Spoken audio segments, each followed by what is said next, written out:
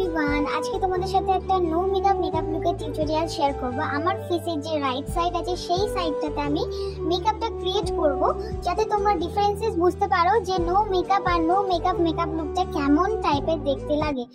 আচ্ছা, প্রথমে আমি একটা ভালো একটা গ্লোয়িং ফেস টোনার ইউজ করে নিয়েছি।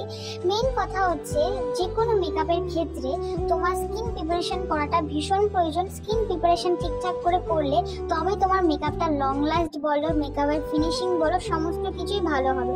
ফেস প্রিপারেশনের সময় কিন্তু কিপটেমো করলে চলবে না। সমস্ত প্রোডাক্টই তোমাকে ঠিকঠাক মতন অ্যাপ্লাই করতে হবে, ঠিকঠাক কোয়ান্টিটি অ্যাপ্লাই করতে হবে।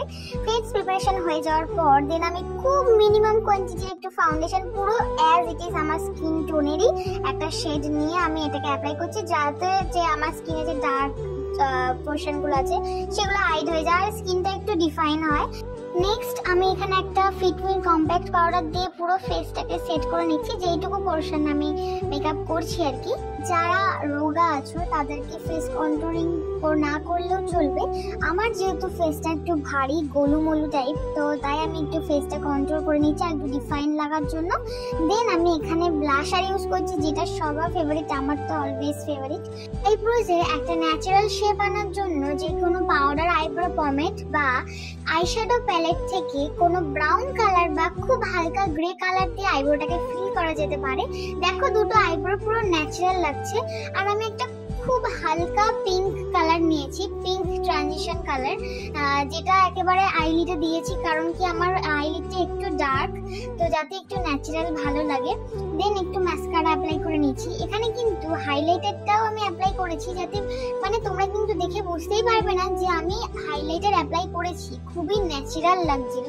হাইলাইটার হাতে নিয়ে তারপরে একটুখানি এক্সেস গুলো সেটাকে ঝেড়ে দিয়ে তারপর হাইলাইটারটা আঙুল দিয়ে অ্যাপ্লাই করতে হবে, তবে সেটা ন্যাচারাল লুক আসবে। আমি এখানে একটা নিউড পিঙ্ক টোন এবং nude brown colour mix and match করে এই লিপ শেডটা তৈরি করেছি।